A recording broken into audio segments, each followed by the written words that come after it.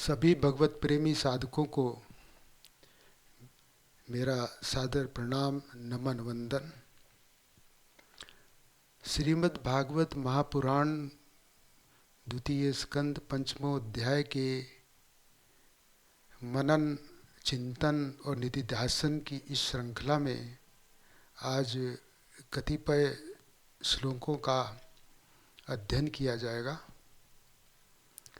तो जैसा कि हम जानते हैं कि अभी तक ब्रह्मा जी षष्टि विषयक उपदेश नारद जी को दे रहे हैं और 16 श्लोक तक हमने चिंतन किया है।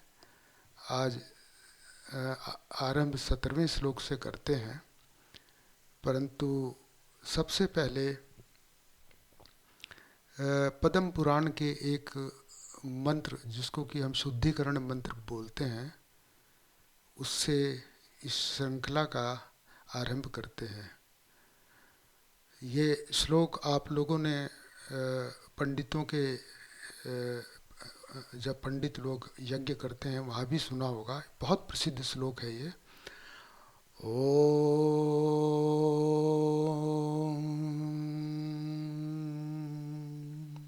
अपवित्रः पवित्रो वा सर्वावस्थां गतोऽपि वा यः स्मरेत् पुण्डरीकाक्षं स बाह्यभ्यन्तरः शुचि। पुनातु पुण्डरीकाक्षः पुनातु पुण्डरीकाक्षः पुनातु। ये पवित्रीकरण श्लोक वेदव्यास जी ने पद्म पुराणम में रखा है इसको, और इस मंत्र का भावार्थ ये है कि अपवित्रः पवित्रो वा, चाहे कोई अपवित्र हो चाहे कोई पवित्र हो, अपवित्रः पवित्रो वा सर्वावस्थां गतोऽपि वा, कोई किसी भी अवस्था में कोई हो,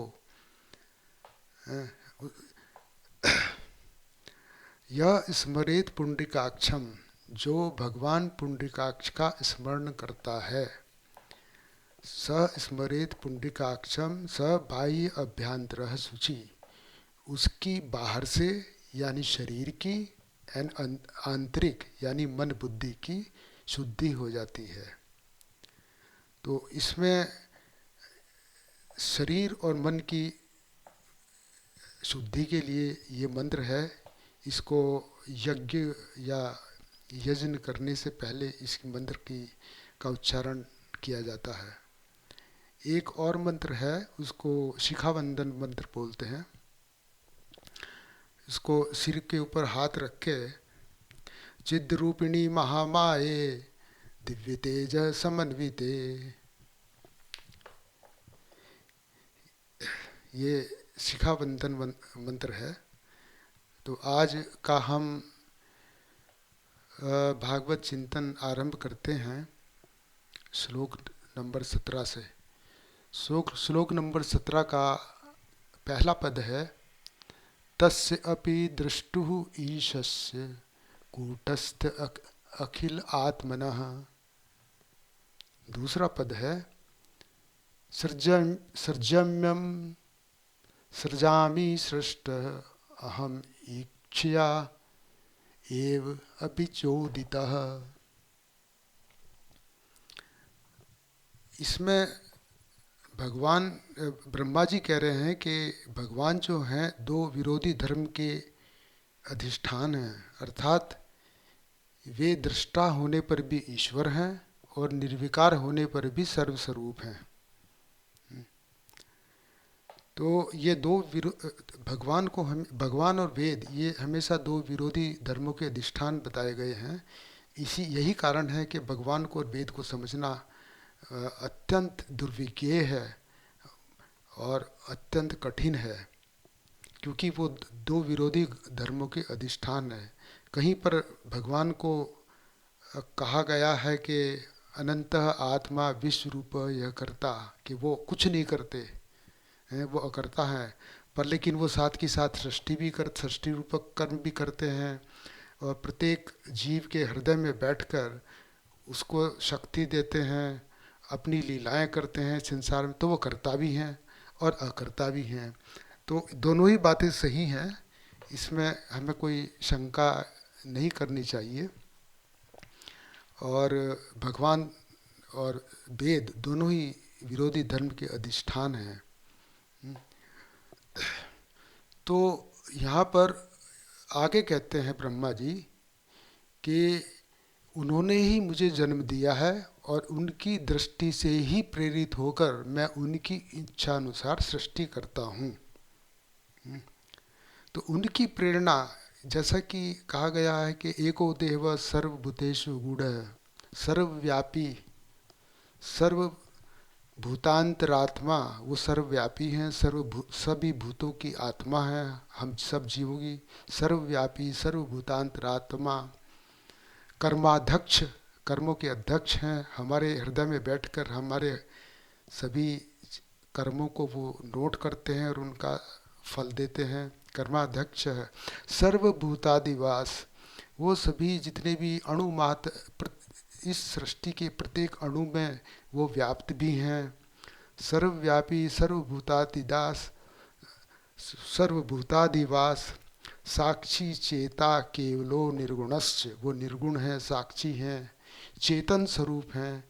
तो इस प्रकार वो, जैसा कि मैंने पहले भी बताया था कि भगवान के 3 पुरुषावतार हैं भगवान श्री कृष्ण के, कारणोदक विष्णु, जो जिनके की हजारों अनंत हाथ हैं, वो अनंत कोटि ब्रह्मांड के अंदर व्याप्त हैं, वो उनके हैं। और एक हैं गर्भोदक्षाय विष्णु, जो कि अपने धाम वैकुंठ में रहते हैं और उनको वहाँ पर वो एक ब्रह्मांड के अंदर व्याप्त हैं और उन्हीं के नाभि कमल से ब्रह्मा जी प्रकट होते हैं।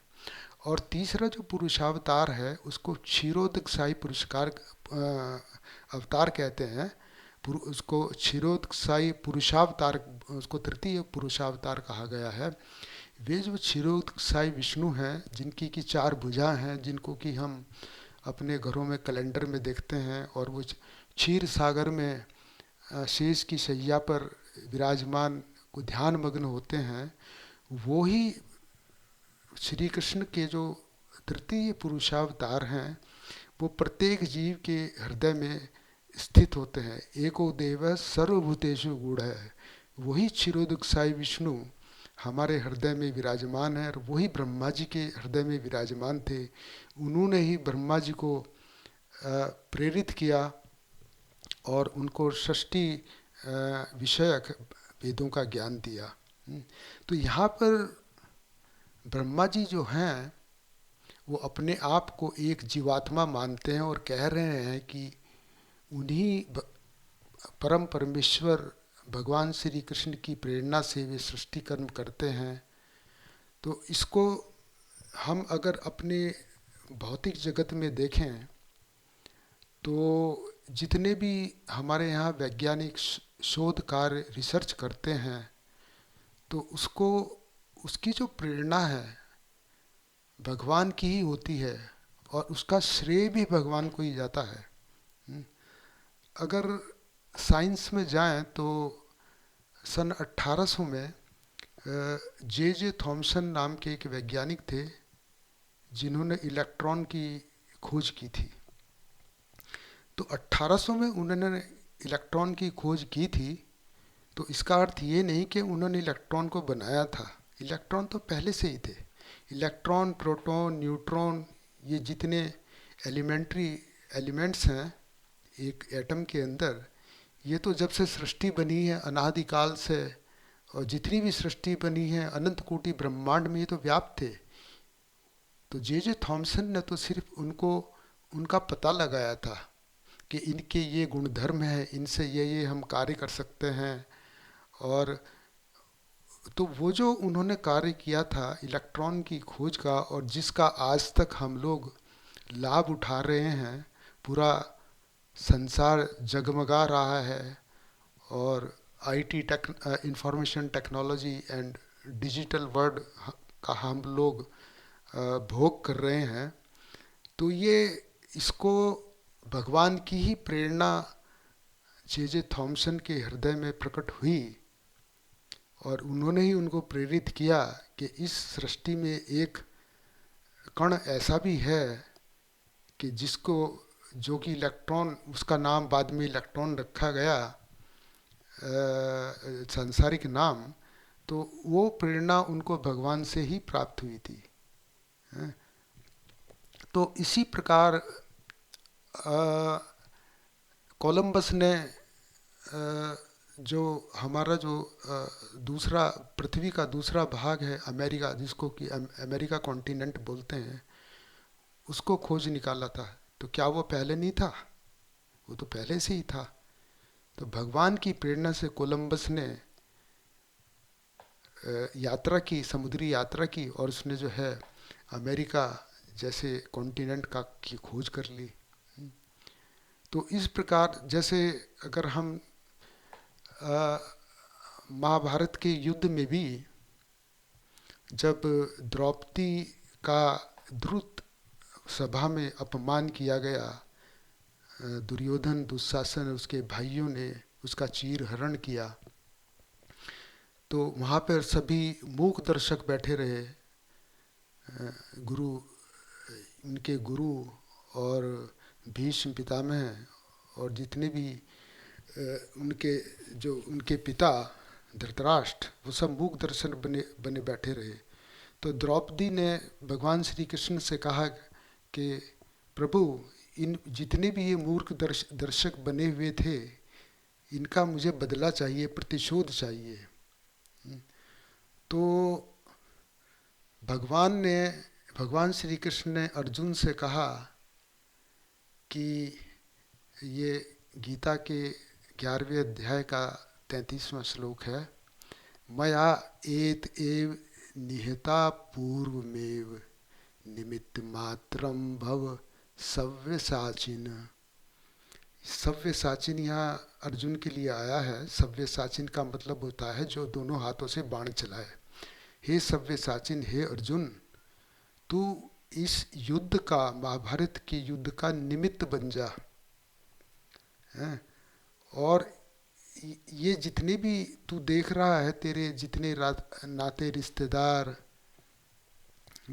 गुरु कृपाचार्य, गुरु द्रोणाचार्य, भीष्म पितामह, धृतराष्ट्र, ये सब, इन सबको मैंने पहले ही मार दिया है। इनका अंतिम समय आ चुका है, बस तू निमित्त बन जा इस युद्ध का, और इस निमित्त में तुम्हारा प्रतिशोध भी हो जाएगा। एक लीला भी होगी, जिस लीला के माध्यम से एक उपदेश दिया जाएगा, और इसमें सिर्फ तेरा एक निमित्त मात्र होगा। तो भगवान ने अर्जुन के हृदय में बैठकर और उसको ये प्रेरणा दी, और उसी को ही मोहित किया था युद्ध के समय, जिससे कि गीता का आविर्भाव हुआ। तो इसी प्रकार जो भगवान जो हैं, वो सभी अपने भक्तों के हृदय में बैठते हैं, और ब्रह्मा, अर्जुन, हनुमान जैसे अनन्य शरणागत भक्त अपनी ओर से कुछ नहीं करते, अभी तो भगवान के संकेतों की प्रतीक्षा करते हैं। तो इसीलिए भगवान का एक नाम उरुक्रम भी है। उरुक्रम का अर्थ होता है जिसके कार्य अत्यंत अद्भुत हों और जीव की कल्पना से परे हों। तो वो कार्य, इसीलिए भगवान को उरुकर्म कहते हैं कि उनके जो भक्त हैं, जैसे हनुमान जी ने ऐसे विचित्र, ऐसे अद्भुत कर्म किए कि जिन्होंने साधारण जीवों की बुद्धि को मोहित कर दिया, कि वो आकाश में उड़ भी सकते हैं और एक लंका भी जला सकते हैं, इतने अकेले ही इतने राक्षसों का वध भी कर सकते हैं।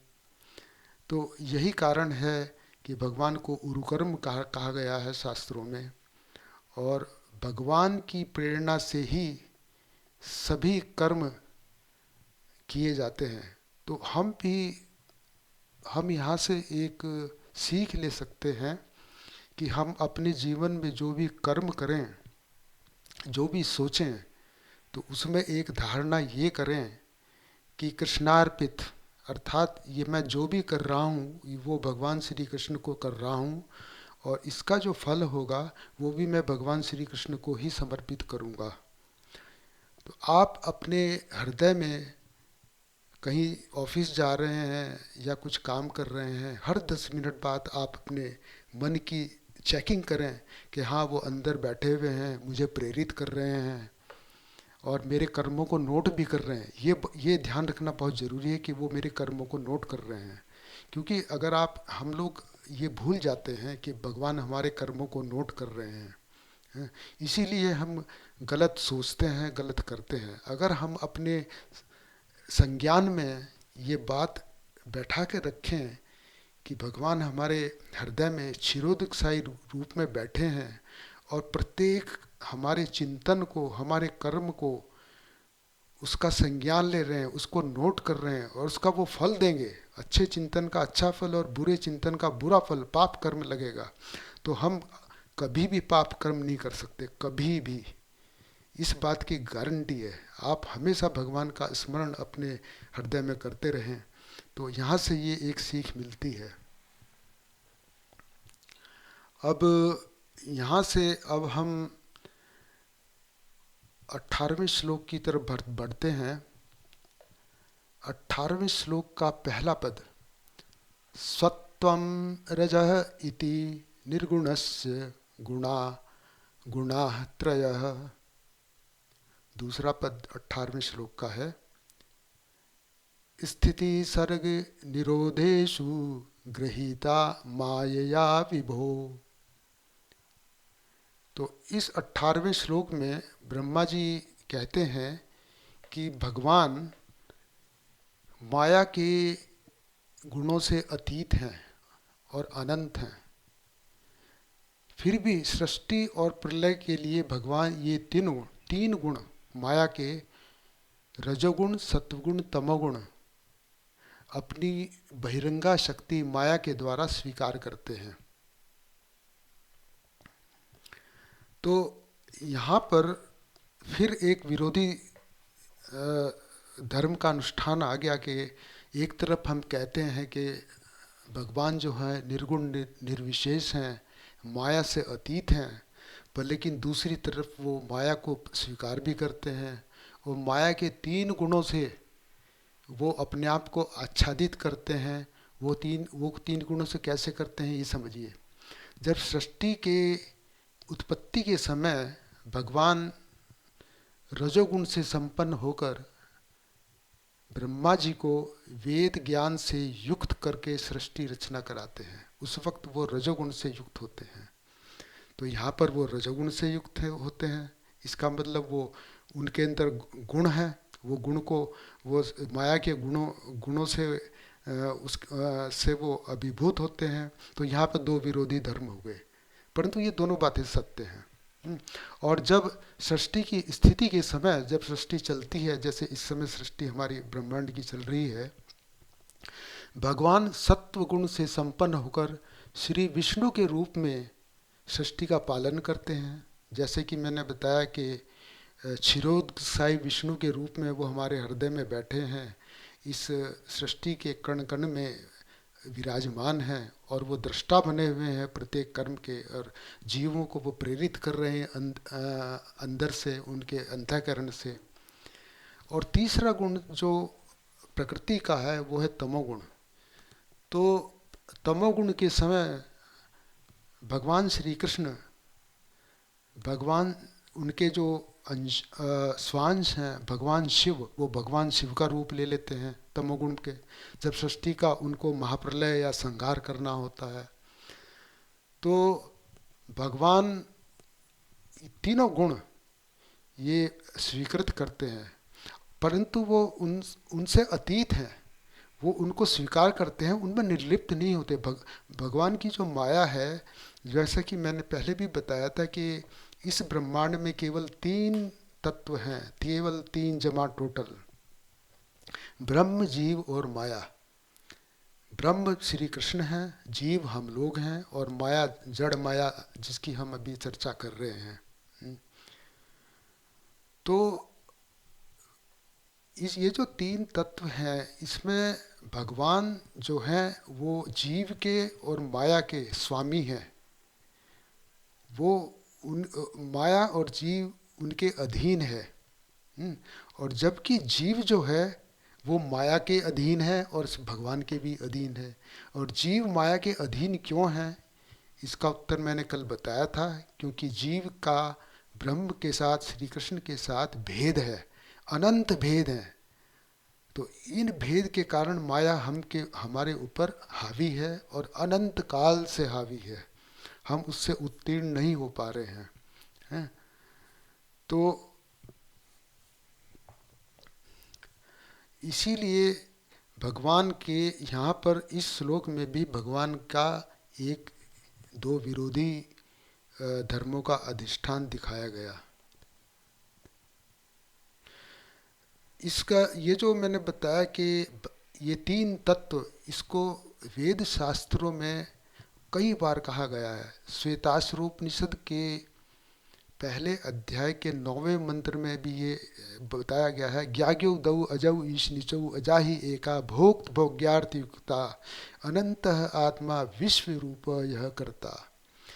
ज्ञाग्यौ दौ, भगवान एक उसमें ब्रह्म है जो कि सर्वज्ञ है, जीव अल्पज्ञ है, अज्ञ है, और अजा ही एका भोग भोग्यार्थ युक्ता। अजा, जो कि अजा का मतलब वो अनादि है, जीव और ब्रह्म भी अनादि है और जो माया है वो भी अनादि है। वो भोग्य भोग्यार्थ युक्ता, वो हमारी भोग्य है, वो जीव को भोग्य प्रदान करती है, अर्थात ये संसार प्रदान करती है, ये शरीर प्रदान करती है, ये मन बुद्धि प्रदान करती है। ये सब माया के बने हुए हैं। अगर माया ना हो तो हमारा ना शरीर होगा ना ये संसार होगा। तो माया, जीव और ब्रह्म, ये तीन अनादि तत्व हैं। और इसी प्रकार श्वेताश्वरोपनिषद के 12वें मंत्र में भी पहले अध्याय के यही कहा गया है कि नातः परम वेदितव्यम ही किंचित भोक्ता भोग्य प्रेरितारम। प्रेरितारम तो तीन बताए, भोक्ता यानी जीव, भोग्य मीन्स माया, और प्रेरितारम इनका प्रेरक ईश्वर। ये तीन तत्व हैं।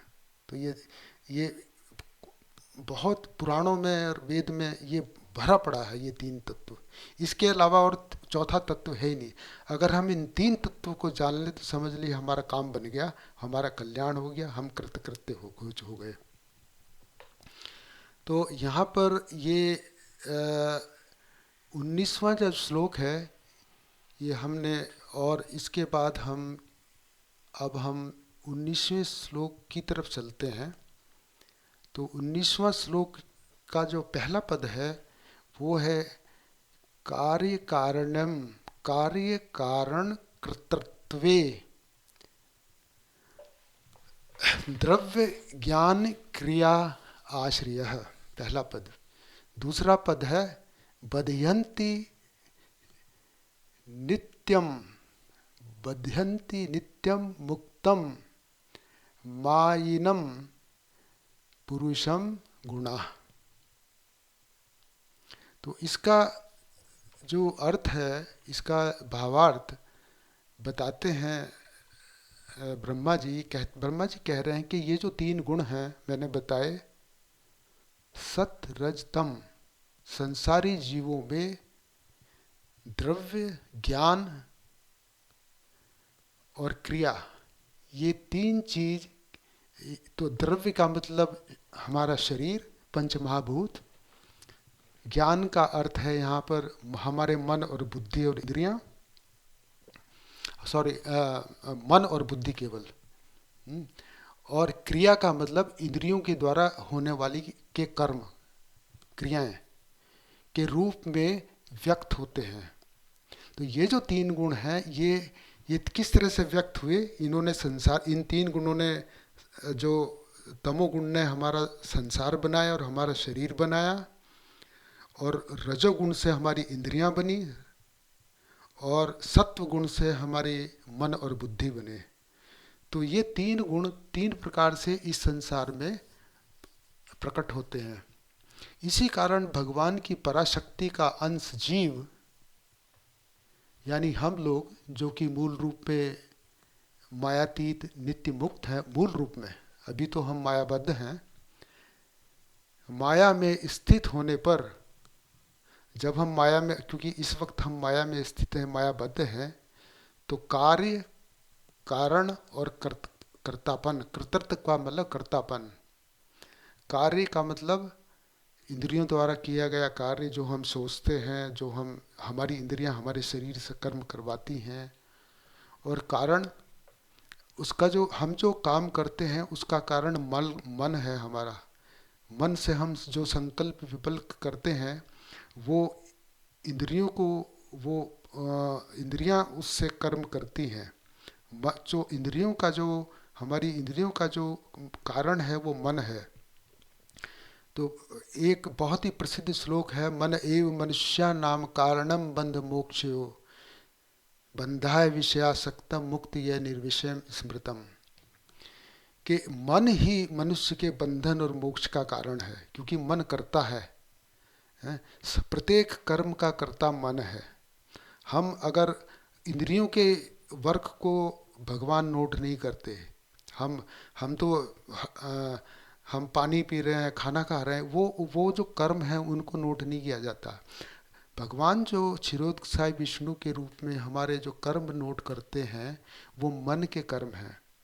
हम मन से सोच रहे हैं कि मैं उसको एक थप्पड़ मार दूं, हैं? इसको मन करता है कि उसको थप्पड़ मार दूं, हालांकि हमने जगत विहार से उसको थप्पड़ नहीं मारा, सिर्फ सोचा, ये कर्म नोट हो गया। सिर्फ सोचना ही नोट हो गया। आप कहेंगे जी हम, मैंने तो मारा नहीं है, मैंने तो सिर्फ सोचा। हाँ, तुमने सोचा ना। एक एक आपके मन में एक कुविचार आया, तो वही कर्म है। तो इस प्रकार ये जो तीन गुण हैं, ये हमारे, और तीसरा जो है वो है कर्तृत्व। कर्तव्य, कर्तव्य मत समझना इसको, कर्तृत्व। कर्तृत्व का मतलब होता है, संस्कृत का, ये संस्कृत का वर्ड है, कर्तापन, कि मैंने किया है। ये जो अहंकार भाव है कि मैं जो सोच रहा हूँ, और ये जो मैंने जो काम किया, ये सब मैं कर रहा हूँ, है, ये मेरा है। बस यही जो अहंकारपन है, यही हमारी जो है 84 लाख योनियों में घूमने का कारण है। और इसी कारण हम अभिमान से भर से जो है बंध जाते हैं। तो यह बंधन जो है माया का, यह अनादिकाल से है और रहेगा जब तक कि हम मुक्ति के लिए सफल पुरुषार्थ न कर लें। परंतु यहाँ पर एक विडंबना यह है कि इस माया से मुक्त होने के लिए हमें माया का ही साथ लेना पड़ेगा। बिना माया के साथ लिए हम माया से मुक्त नहीं हो सकते, भगवान की प्राप्ति नहीं कर सकते। वो क्यों? क्योंकि इस शरीर, मनुष्य शरीर में ही ये सब संभव है। हम्म, तो बिना मनुष्य शरीर के हम माया से निवृत्ति नहीं कर सकते। तो ये मनुष्य शरीर इतना इम्पोर्टेंट है कि इसको देवता भी चाहते हैं। इस मनुष्य शरीर में ही हम केवल कर्म कर्म और भोग और उनका कर्म कर सकते हैं, इस मनुष्य शरीर में। इस मनुष्य शरीर से ही हम भगवत प्राप्ति कर सकते हैं। तो इस मनुष्य शरीर के विद्याधिकार, जो विद्या का जो अधिकार है वो केवल मनुष्य शरीर में है, और ये माया का बना हुआ है। तो बिना माया के शरणागति के, हम बिना माया को स्वीकार करे हम माया से उत्तीर्ण नहीं हो सकते। ये एक बहुत बड़ी विडंबना है यहाँ पर। शरीर हमको चाहिए ही चाहिए। तो इस यहाँ पर जो एक गीता का एक बहुत प्रसिद्ध श्लोक है, जो कि मेरी स्मृति में आ रहा है। भगवान ने कहा कि तत्वित्तु महाबाहो गुण कर्म विभागयो गुणा गुणेषु वर्तन्ते इति मत्वा न सज्जते। अगर हम, क्योंकि हम माया के शरीर से ही हमें मुक्त होना है, अगर हम, भगवान श्री कृष्ण कहते हैं कि हे अर्जुन, तू गुण कर्म गुण विभाग और कर्म विभाग को समझ। तो भगवान कहते हैं कि ऐसा तू अपनी बुद्धि में रख कि ये जो माया माया के जो तीन गुण हैं, हम जो भी काम कर रहे हैं ये सब गुणा गुणेशु वर्तन्ते, कि माया के तीन गुण ही आपस में ये टकरा रहे हैं, ये आपस में वर्तन कर रहे हैं और हम कम कर्म कर रहे हैं। आत्म रूप से हम कोई कर्म नहीं कर रहे। आत्मा जो है ये असंग है इन कर्मों से, और केवल ये प्रकृति के माया के तीन गुण ही आपस में मिलजुल करके ये सब काम कर रहे हैं और हम इनसे बिल्कुल असंग हैं। अगर ऐसा संज्ञान में हमारे आएगा, जैसा कि मैंने पहले भी बताया था कि आप हर 10 मिनट बाद में चेकिंग करते रहें कि भगवान हमारे हृदय में बैठे हैं, इसी तरह से आप ये मान के चलिए कि ये तीन गुणों से ही सारे कर्म हो रहे हैं और हम जीव जो कि शुद्ध आत्म स्वरूप हैं, भगवान की शक्ति हैं, वो इनसे निर्लिप्त हैं, इसमें हमारा कुछ भी लेना देना नहीं है। तो इस तरह से हम मायातीत रह सकते हैं और गुणातीत धर्म अपना सकते हैं। गुणातीत का मतलब माया के तीन गुणों से अतीत, जिसमें माया के तीन गुणों का मिश्रण न हो, ये धर्म हम अपना सकते हैं। और इस धर्म के अपनाने से, मायातीत धर्म के अपनाने से हमारे जितने भी कर्म होंगे वो अकर्म बन जाएंगे, अर्थात भगवान उनको नोट ही नहीं करेंगे, क्योंकि वो हमने मन से नहीं किए हैं। मन में तो हमारे भगवान हैं, तो हम मन से कर्म कैसे कर सकते हैं। तो सिर्फ गुण ही गुण में तीन गुण ही आपस में काम कर रहे हैं, ऐसा अगर हम संज्ञान में रखेंगे कि इंद्रियां ही काम कर रही हैं, मैं काम नहीं कर रहा हूँ, तो उन कर्मों का जो फल है उनका कर्माशय हमारे ऊपर नहीं बनेगा। तो इस प्रकार यहाँ पर हम 3 श्लोक के माध्यम से आज के भागवत चिंतन मनन और निधिध्यासन का समापन करते हैं, इसका उपसंहार करते हैं और कल फिर कुछ कतिपय श्लोकों के साथ प्रस्तुत होंगे। बोलिए लाडली लाल की जय। महाभाव स्वरूपा त्वं कृष्ण प्रिय वरीयसी, प्रेम भक्ति प्रदे देवी राधिके त्वां नमाम्यहम्। जय श्री कृष्ण, जय श्री राधे।